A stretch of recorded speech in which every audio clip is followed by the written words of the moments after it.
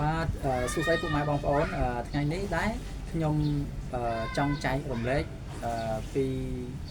ការដើរកម្សាន្តការដើរលេងនៅឯរមណីយដ្ឋានគិរីរម្យហ្នឹងហើយរមណីយដ្ឋានគិរីរម្យនេះដែរគឺជាកន្លែងដែលសប្បាយហើយនឹងមានទេសភាពល្អស្អាតដែលមានដើមឈើធំធំហើយរមណីយដ្ឋាននឹងទៀតសោតគឺស្ថិតនៅខាងខេត្តកំពង់ស្ពឺជាប់ព្រំប្រទល់ខេត្តបរសៀននុជាទូទៅរមណីយដ្ឋានគិរីរម្យហ្នឹងគឺសម្បូរទៅដោយភ្ញៀវជាតិនិងភ្ញៀវអន្តរជាតិទៅលេងកម្សាន្តនៅទីនោះជាពិសេសគឺខាងបងប្អូននៅទីក្រុងភ្នំពេញហើយនឹងតាមបណ្ដាខេត្តនានាដែលគាត់ចង់ដឹងចង់ស្គាល់គាត់ចង់ទៅលេងនៅទីនោះពាក្យច្រើននៅទីនោះគឺពាក្យច្រើននៅទីនោះដែរគឺមានទេសភាពធម្មជាតិដែលគេចង់ទៅមួយទឹកកម្សាន្តនៅលេងនៅទីនោះមានកន្លែងទឹកធ្លាក់មានកន្លែងទឹកធ្លាក់ទី1កន្លែងទឹកធ្លាក់ចំការតែនិងកន្លែងផ្សេងទៀតដែលបងប្អូនចង់ថតឬក៏ចង់style pre wedding អីតាមទេសភាពធម្មជាតិគឺល្អបំផុតនៅទីនោះហើយបើសិនបើបងប្អូនមានចំណាប់អារម្មណ៍ចង់ទៅកម្សាន្តនៅទីនោះ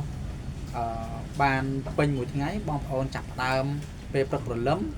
បើសិនបើបងប្អូននៅខាងភ្នំពេញងាយស្រួលបងប្អូនអាចរៀបចំឲ្យហើយទៅតាំងពីឧទាហរណ៍ថាយើងមានកម្រងទៅថ្ងៃអាទិត្យអញ្ចឹងយើងរៀបចំរបស់របរឬក៏សម្ភារៈអីយើងរៀបចំពីថ្ងៃសៅរ៍ហើយដល់ពេលដល់ថ្ងៃអាទិត្យពេលព្រឹកគឺយើងចាប់ផ្ដើមរៀបចំសម្ភារៈរបស់យើងដាក់ចូលក្នុងឡានឬក៏រថយន្តរបស់យើងផ្ទាល់ហ្នឹងរួចរាល់អស់ហើយគឺយើងចេញដំណើរពីភ្នំពេញទៅដល់ខេត្តកំពង់ស្ពឺចូលដល់ខេត្តកំពង់ស្ពឺអញ្ចឹង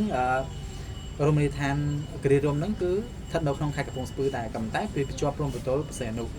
អញ្ចឹងបងប្អូនពេលដល់ទីនោះដែរបងប្អូនមានអារម្មណ៍ថាស្រស់ស្រាយសប្បាយដោយឃើញទេសភាពដើមឈើព្រៃភ្នំឡើងត្រជាក់និងស្រស់បំព្រងនៅទីនោះធ្វើអារម្មណ៍របស់យើងស្រស់ស្រាយសប្បាយអស់កង្វល់ពីការងារដែលយើងកំពុងតែ stress ពីការងារអីហ្នឹងយើងអាចឆ្លៀតពេលហ្នឹងណាថ្ងៃវិសមកាលបានហ្នឹងគឺយើងអាចឆ្លៀតពេលខ្លះដើម្បីគេហៅថាសាក់ថ្មជីវិតដើម្បីឲ្យ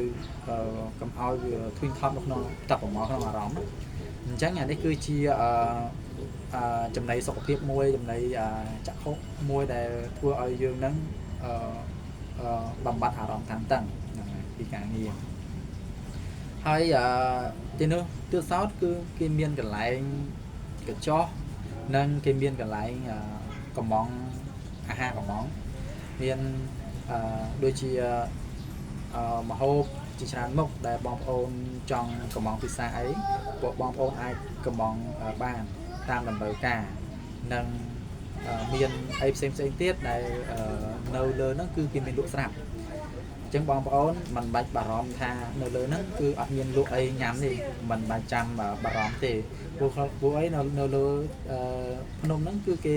មានរបស់របរមកចប់ឲ្យតែបងប្អូនមានតែថវិកាឲ្យគ្រប់គ្រាន់បងប្អូនអាចដើរលេងកម្សាន្តយ៉ាងសប្បាយរីករាយជាមួយគ្រួសារហើយមិនត្រឹមតែប៉ុណ្ណោះកន្លែងនោះដែរគឺជាកន្លែងមួយដែលសម្បូរទៅដោយព្រៃឈើសម្បូរទៅដោយសត្វព្រៃបាទតែឥឡូវហ្នឹងដឹងមិនទេខ្ញុំអត់ដឹងដែរតែសំខាន់នៅកន្លែងនោះគឺភាគច្រើននោះគឺសម្បូរទៅដោយសត្វព្រៃអញ្ចឹងដែរ